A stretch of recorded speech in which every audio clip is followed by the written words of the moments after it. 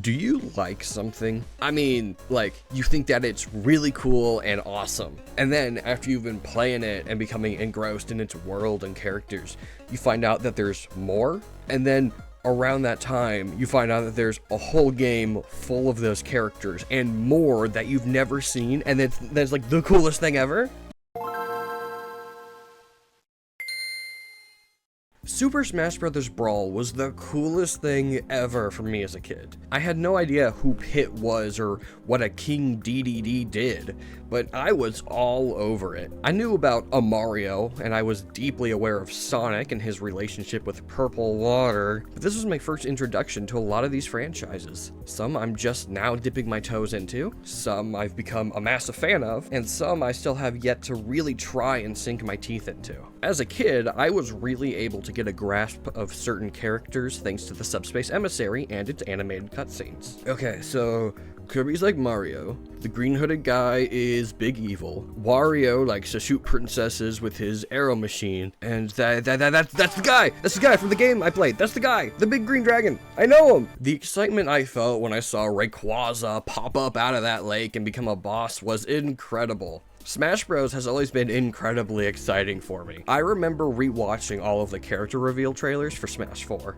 That Mega Man reveal means something to me, man. It's still incredible. A lot of people I know that played games like Persona 5 or Xenoblade did so because a character from that franchise got into Smash Bros. The only Fire Emblem games I've ever touched are the ones that are in Smash.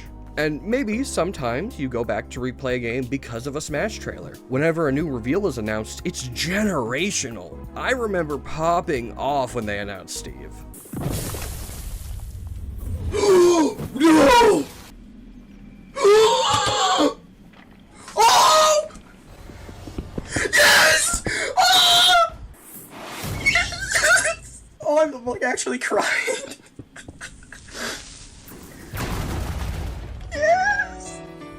Smash Bros is just iconic. I hate your dash attack so much. Okay. Even with just the Nintendo characters, Nintendo is really the only gaming company to have like 8 household video game names to their company. And then you bring in all those third-party characters, you got Sonic, Mega Man, Ryu, Sephiroth, and then like Steve. They're all incredibly iconic in their own right. Want him. Come here. I like how it lagged too. No! You guys suck. I tried to spike him down. I thought you would live. I didn't. But they're also not afraid to get really weird with it. Ice Climbers, Duck Hunt, Rob, Wii Fit Trainer, and just like a normal Piranha Plant. And he's gonna get that again and just immediately win the fight for free. No, I'm just gonna throw him off. It's fine. Okay. Of course, I'd be remiss to not mention Game & Watch. Just because of his source, he has one of the most fun movesets in any platform fighter. It's command grab though. It's really fucking no! Alright, you're dead. Oh, that was gonna be so cool. You saw what I was gonna do though. Smash Bros has become a mainstay to both competitive and casual Nintendo fans. This motherfucker's using the down B menu while getting combo. Yeah, You've got to you get it. never know. I might get Kaklang, okay? You could also just like down air and get out of the combo. Oh man. Man's letting himself get sandbagged for the meme. It worked. I can't take this motherfucker seriously at all in any way, shape, or form. While recording B-roll for this video, my friends and I have gotten hooked on Smash once again and have started playing new characters just because the game is fun. He's a robot. How is he beating us? I'm the robotics operating buddy. Shut up. That's a reflector? Why does that reflect? You're just spinning your arms around really fast. Commit to the kill, Nick. I shall. Oh, God. I just hate that reflects, dude. Are both of you playing Frame 1 Reflector characters now? The controls feel good, each character is fresh and unique, and even when inputs are eaten, thanks to Nintendo's wonderful online that you still have to pay for, The game is just fun. Does the fun come from the actual gameplay itself, or does it come from the joy that is basically making toys smack into each other? I mean, it was fun to learn a new character, slowly realize their kit, and eventually win a fight against a tough opponent. Dang. I brought it back, baby! Oh my god. But it's also really funny to have a match with Kirby, Toon Link, Ridley, and the Ice Climbers. A lot of crossovers kind of just exists because it's funny. There's no real reason to have 3 Star Fox characters in this game, but each one plays just differently enough that it's funny and I wouldn't want it any other way. You can create dream fights, like Erdrick from Dragon Quest can instantly kill Roy from Fire Emblem and Incineroar the Pokemon. Oh, wait, did he Oh, Chris! Oh my god. I forgot! I forgot! This character That has was nasty. so much gambling. Was nasty. In no game should Ridley and the Splatoon Inkling exist together. Or sometimes there's a match with 2 Larry Koopas and the universe is falling apart. There's just a magic to it that no other game can replicate. I low-key trolled, but you win these. Yeah, I Fuck. do. Yeah, there was. Oh my god. I wanted this fight so bad. But a lot of games try. Fighting games in particular are no stranger to crossovers. It's half of their identity at this point. Some games do just exist around being a crossover, but a lot of fighting games have tried to master the art of the guest fighter. There's pretty much always a few, usually anywhere from 2 to 5, new crossover characters per fighting game. Soul Calibur 6 has Geralt and 2B, Street Fighter 6 has Terry and Mai from Fatal Fury, and Fatal Fury City of the Wolves has Chun-Li and Ken Masters from Street Fighter. And also Cristiano Ronaldo and Salvatore Ganacci, $10 to whoever saw that coming. Guilty Gear Strive is getting Lucy from Cyberpunk Edgerunners, Rivals of Aether has Shovel Knight and Ori, Clay Fighter 63 and a third has Earthworm Jim and Booger Man. Framemakers is an indie crossover where Octodad and Commander Video can fight it out. It also features summons which represent other indie games like Getting Over It with Bennett Foddy, One Shot, Bug Fables, and Rhythm Doctor. Also Leah from Crosscode, I love that game, shout out. Marvel vs. Capcom also has a massive legacy behind it. Originally just X-Men vs. Street Fighter, the franchise has since blossomed and then wilted. It's had some insane character choices too, ranging from the obvious Steve Rogers Captain America and Doctor Doom, to the far out there Spiral and Shuma Gorath. Actually, Street Fighter in particular is very privy to crossovers. There's Street Fighter X Tekken, a game about, well, you can read the title. It's the only fighting game franchise to have 2 fighters be in Smash Brothers, and Ryu has been in so many video games that he might as well be get that thing off the screen. There. Replaced by a good one. You know, I love Mega Man. He's gone around in crossovers, ranging from the tepid waters of Brawlhalla to the cold waters of Puzzle Fighter. Sure? Just like how you should cross your mouse over that subscribe button. I mean, like, yeah, Mega Man's had some cool crossovers, but did you know that... Oh, looks like there's a crossover going on right now. Why, if it isn't everyone's favorite friend of the channel, You're a Shotgun. I'm You're a Shotgun. Yeah, how you doing, man? What's fizzin'? I'm You're a Shotgun. Yep, how you doing? What's fizzin'? I'm You're a Shotgun. Alright, I see. Well, thank you very much, Doctor. What's fizzin'? I'm You're a Shotgun. Hey, do you guys know that Sonic and Mega Man had a crossover? Archie held both of the licenses to the comics for Sonic and Mega Man. In 2013, small countdowns appeared on the covers of a few issues leading up to an event. So when both the Mega Man and Sonic comics ended their issues with Phase to White, I lost my mind. Countdown to Worlds Collide. Well, let's count it down. Let me see it. As an avid comic reader and avid fan of both of these franchises, Battle Network is the best and Generations is the best game, don't at me. This was like meeting God and he was blue. The immediate action of Sonic and Rock duking it out, then cutting to showing us version of Tails that's been turned into a robot, right into both of the villains celebrating is the greatest thing I have ever laid eyes on. It's honestly just a really good way to handle a crossover. Not only is it canon to both stories, but the way they handle character team-ups and fights is outstanding. Proto Man against the roboticized masters, Copy Robot and Metal Sonic baiting Mega Man and Sonic into fighting, and it shows both protagonists' unique ways of thinking. Mega Man is anxious and he often gets lost in thought, whereas Sonic is always moving and uses that to catch Mega Man off guard. We then get to see how they're similar, both working together to save civilians when Tails Man attacks. Skull Egg Zone is also a really interesting location, canonically existing between the two worlds, and it's been deformed by both Eggman and Wily.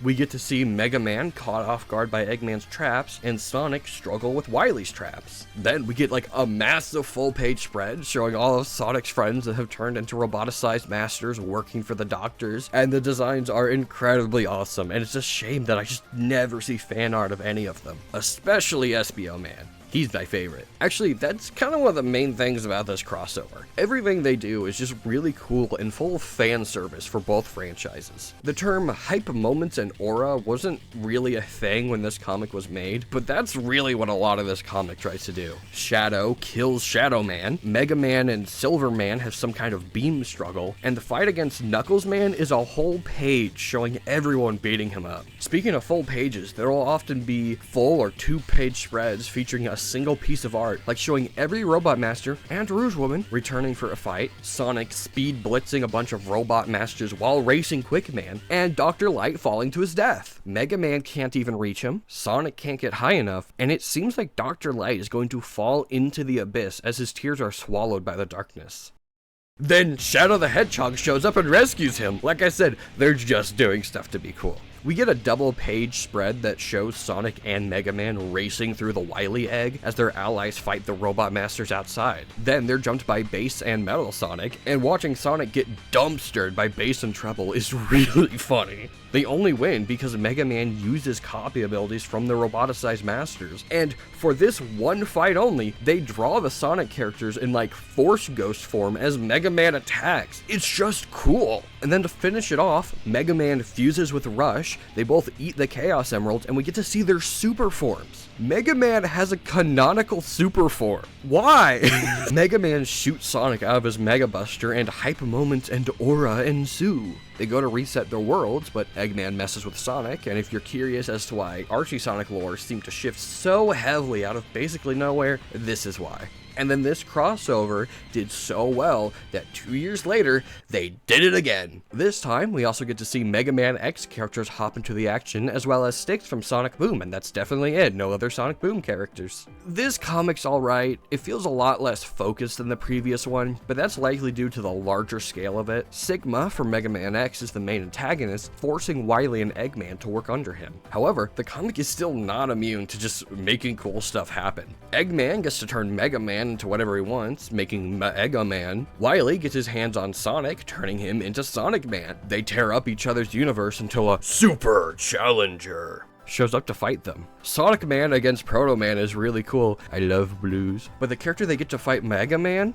Gemerald, Cream's guardian robot. He's such a niche character that it was wonderful to see this. Of course, things escalate and the two corrupted heroes end up fighting and turning each other back, but it's too late. The worlds are fusing, including the gun airship and government building, causing them to explode, and Sonic grabs Shadow's inhibitor ring. Shadow is dead. I won't go too deep into the story since, like I said, this one feels a lot less focused and overall pretty messy, but we get to see some really cool character team-ups. Zero and Proto Man, Styx and Xander Payne for some reason, and Antoine and Zero. Again, we also get to see Styx end up in another universe talking to some shadowy figure. Wait a minute, is that who I think it is? Just when this fighting seems rough, comes flying in from off screen, and Styx shows up with the cast of Street Fighter. The Simpsons.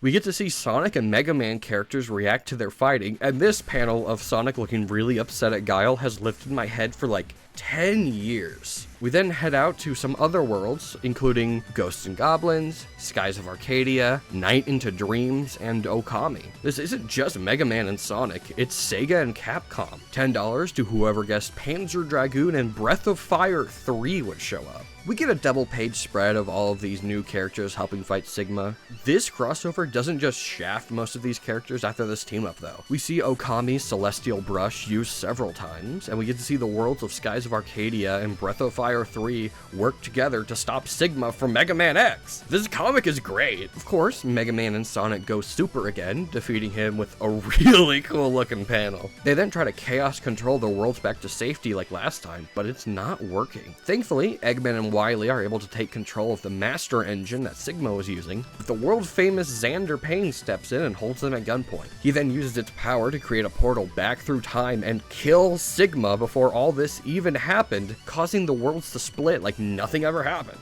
They then tease a third crossover at the end, but that unfortunately never came to be. Thankfully though, Sonic would do another large-scale comic crossover, but several years later and under a different canon. Somehow, they were able to pull a mini-series with DC Comics. It's not done yet at the time of writing, but it's pretty solid. Everyone is characterized extremely well. The art and especially the colors are absolutely gorgeous, and it's clearly written by people heavily familiar with both worlds. I really was not expecting to see some slightly more obscure characters like Mr. Terrific or Desaad. The crossover designs are also pretty solid, ranging from, oh, that just works, to, well, they probably could have done it a bit better. It's also fun to see the characters interact. I love seeing cocky Sonic push his ego up against Flash's. It's even cooler to see Sonic just absolutely dog walk Reverse Flash. I also want to specifically highlight this interaction between Lex Luthor and Knuckles, as it perfectly encapsulates both of their characters. Beautiful. There's also this really funny line where the DC characters are obsessed with the loops in Sonic's universe. It's so well written. I love this. Oh my goodness. Oh my goodness. Is that who I think it is? Excuse me, but I'm such a big fan of your work. Oh, always glad to meet a fan. Yes, James A. Garfield, you have nothing but my utmost respect. Wait, what? No, wrong guy. How did you even? Yeah. Did you know that DC Comics has had a lot of crossovers? There's Mortal Kombat versus DC Universe, a fighting game where you could have Catwoman go up against Scorpion. There's Batman versus Predator, where Batman takes on a, well, you can guess. There's Batman and Aliens, where Batman fights this bit again, as well as Superman and Batman versus Aliens and Predator. And man, this Bat guy likes to show up a lot, huh? If you were a popular piece of pop culture in the 1980s or 90s, you likely saw Batman in a comic. Batman and Judge Judge Dredd. Batman and Judge Dredd. Batman / Hellboy / Starman. Spawn. Batman. Batman the Teenage Mutant Ninja Turtles. Twice. Batman versus the Incredible Hulk. Batman, Spider-Man, Batman, Punisher, Lake of Fire, Daredevil and Batman. Wait, aren't half of these just Marvel crossovers? Marvel is the other big hitter of the comic industry, so it's no surprise that they've crossed over plenty of times. Isn't that right? Batman and Deadpool releasing later this year. Honestly, DC and Marvel haven't crossed over quite as often as you'd expect, probably because they're too busy being actual competitors. And if you want me to talk about the Amalgam comics where they fused Marvel and DC characters, I will. Eventually, at some point. Not this video, but I will. I promise this to you. Marvel is a bit stingy with crossovers, but sometimes when they hit, they will hit. But there is one thing that Marvel loves to crossover with, and you were absolutely expecting me to mention this. It's Fortnite. Marvel has had 2 whole crossover seasons, one of which was pretty good, and the other was, it wasn't horrible. I mean, like, it was fine. There's currently 99 Marvel skins in Fortnite, meaning the next one will actually be a pretty big milestone. They were some of the first collab skins, with the Black Widow outfit and Star-Lord outfit. The skins also range from all parts of Marvel, comics, TV, movies, and even some really nice Fortnite original designs. Of course, I can't talk about Fortnite and only touch on the Marvel stuff. I'll make it brief, but here's some of the coolest crossovers we've gotten in Fortnite. RoboCop, King of the Hill, Sabrina Carpenter, Star Wars, Dragon Ball, Hatsune Miku, Adventure Time, Cyberpunk 2077, The Weeknd, Shohei Ohtani, Invincible, Mortal Kombat, Cowboy Bebop, Kaiju Number 8, Gilded Guy, Unreal Tournament, The Nightmare Before Christmas, Snoop Dogg, Pirates of the Caribbean, The Terminator, Metallica, Lethal Company, Avatar, The Other Avatar, Street Fighter, G.I. Joe, Transformers, Doom, Resident Evil, Attack on Titan, God of War, Dune, and Halo. And that's like maybe a fourth of the crossovers in Fortnite. And also, that's just skins. There's kicks, emotes, sprays, cars, and jam tracks. Fortnite's pretty much known for their collaborations at this point, and it's one of the main reasons some of my friends play this game, which makes sense. In no other video game can you have Lars Ulrich wearing Air Jordans running around with an Among Us. The insanity that this game has become is unmatched by anything else on the market. Sure, Call of Duty is trying to become a competitor with Fortnite. It's got some collaborations like Terrifier, Squid Games, The Boys, He-Man, just straight up Seth Rogen. I've personally never been a big fan of COD, but it seems like a lot of the core player base aren't fans of this. I'm very curious if this is because like it's a really serious game that has fallen down this pipeline, or if it's just like a loud minority. If anyone who's more familiar with this game would like to share their opinion, that'd be great. Although shooter games in general have been leaning pretty heavily into crossovers in general. Team Fortress 2 has a long history of cosmetics relating to other franchises. There's Portal 2, Octodad, Sam & Max, Dr. Gordbort, Deus Ex, and Alien, just to name a few. Doom has never been too shy to do crossovers, ranging from actual canon lore, like the Doomslayer being the great-grandson of the protagonist of Wolfenstein, to the hundreds of dope fish that the Doomslayer has seen. Fallout and Doom have also been somewhat closely tied, ranging from Doomguy's armor in Fallout in the Fallout 4 Creation Club and the Doomslayer showing up in Fallout Shelter, to, well, there's a power armor themed Doom armor in Mighty Doom, and then the game shut down. I miss you! Speaking of Doom, they've also done a crossover with Fall Guys. Two games that are perfect for each other. Fall Guys has had some insanely awesome crossovers, even with some of my favorite things like ever. Half-Life, The Messenger, Miku, Team Fortress 2, Sonic, and Nightmare Before Christmas, Little Big Planet, Invincible, Among Us, and those are just some of the things that I like.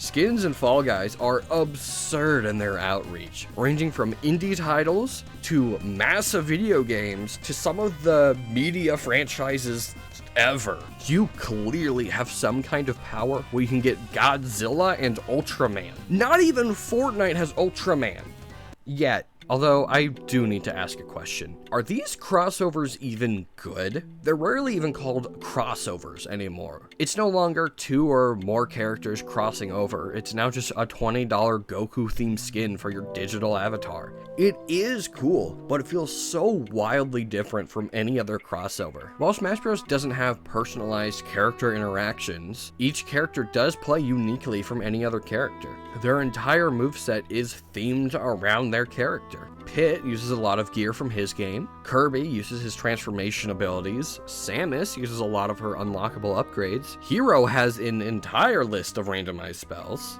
What are you gonna do about me now, huh? That. The fighting game cast use unique methods of inputs compared to the rest of the cast. Each character feels fun and unique, meaning even if it's someone you know nothing about, they can become one of your favorite characters to play. It's the same with fighting games. Each character plays differently. The T-800 in Mortal Kombat 11 plays differently from the T-1000 in Mortal Kombat 1. Even in the same game, Omni-Man and Homelander, two characters with very similar abilities, play so differently from one another. I mean, hell, Mortal Kombat and DC have pretty much the perfect basis for a real crossover. In Injustice, Scorpion is a DLC character, and in Mortal Kombat, the Joker is a DLC character. That's one of the most perfect types of crossovers you can get. Brawlhalla is kind of a middle ground. It's not a game I'm personally too familiar with, but crossovers are mostly skins. Hellboy, Finn the Human, Aang, Mega Man, hey, it's him again, Rano, Master Chief, Xavier Woods, why are you here? But sometimes crossovers are too unique or wouldn't work on already existing characters, so they just made new characters. Ezio from Assassin's Creed and Rayman from the same name are their own original characters, each of which also have skins. Rayman is SpongeBob? Canon? And SpongeBob is also in another platform fighter, Nickelodeon All-Star Brawl 1 and 2. When the game first released, there was no voice acting. However, as the game was deemed a success, and due to it being a high demand from fans, it was eventually added. Like Smash Bros, there's no real character interactions, but seeing CatDog and Shredder in the same game is really fun. The game also got a sequel which featured voice acting from the get-go. No playable Shredder though, so like what's even the point? It's difficult to justify crossovers when the only thing that's added is a single character skin. Unless you really like the character or the humor of seeing Hank Hill get really into Miku, it probably doesn't do much for you. Sure, they do still serve a purpose. It's cross-promotion. I've been introduced to things I probably wouldn't have otherwise because of, Fortnite skins. I didn't know Kaiju number 8 existed until it came to Fortnite. I thought it looked interesting, so I watched it, and I really enjoyed it. I was aware of RoboCop, but when it came to Fortnite, I decided to finally sit down and watch the movie, and it rocks. I decided to finally take the Dragon Ball plunge when they first came to Fortnite, and wow, what a mistake that was. I've lost so much money. But there's no substance to it. It's just a skin. I don't think a battle royale like Fortnite should have quote-unquote classes, but people criticize it a lot, and I think that's fair. It doesn't fundamentally change the way the game is played, sure. Sometimes they add limited time weapons themed around crossovers like Dragon Ball or Star Wars, but they don't require purchase to use. Is that good though? Does a lack of substance even matter? I personally haven't made up my mind. On one hand, some of my favorite aspects of fighting games are seeing characters interact. First, the basics of particle blast deflection. Dude, I could beat gaming. That wouldn't work in Fortnite. It would take a lot more effort to do all of that, and would mean we'd be a lot less likely to get a lot of the really far out there crossovers like Family Guy or Gilded Guy, my goat. Are crossovers even special anymore? Back in the day, you could market that The Thing and Stingray would both be in a comic book together, and it could sell. Whereas now, crossovers within a universe barely even make a dent. Unless your name is Avengers Endgame, nobody's really going to care if Ironheart shows up in a Black Panther movie, or the Guardians of the Galaxy cameo in an Avengers cartoon. Yeah, I don't think so. Crossovers also just happen so often nowadays. Every couple of days, I'll see something on my Twitter timeline about two franchises crossing over, and unless it's something I'm really into, I don't even care. Crossovers used to be huge events. Now they just feel like anything else. Crossovers from franchises owned by the same company aren't quite as compelling as they used to be. When it's something outside of their umbrella, it's a lot more interesting, like Sora and Smash Brothers. But when it's Unreal Tournament and Fortnite, you're just like, wait, why didn't they do that sooner? I'll leave this idea here for now. I think crossovers are ultimately a positive thing. They can help introduce you into things you might like and might not have heard of otherwise, but unfortunately there is too much of a good thing, especially since almost every crossover requires money. Sure, you might get a free Fortnite spray, but comic books cost money, DLC costs money, and even the base games themselves usually cost money. I'm very curious to hear what everyone else's opinions are though. If you feel really anything about this subject, feel free to leave a comment. I'm a small enough channel that I read pretty much everything, and if you don't have an opinion, think critically about the pros and cons about crossovers, the ways that they're handled, and what a good crossover entails. Thinking hard about dumb stuff can help you out in life.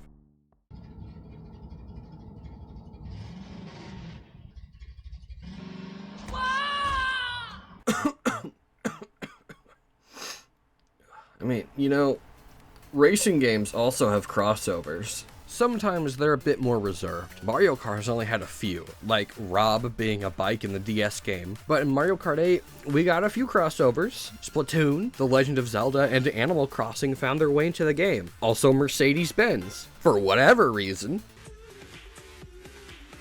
Diddy Kong Racing features Banjo and Conco. Conco? Diddy Kong Racing features Banjo and Conker as playable characters, which I believe is like the first time anything like this has happened. Unfortunately, there's not a lot of history on racing game crossovers that I can find, but there is a beacon on that dark track, and it's That blue rat again! Sonic and All-Stars Racing Transformed is a crossover simulator first and racing game second. Sure, you've got Sonic and his buddies. Well, you've also got some Sega characters in there. Super Monkey Ball, Jet Set Radio, Knights, Channel 42, Golden Axe, a few niche pulls, but overall expected from a Sega racing game.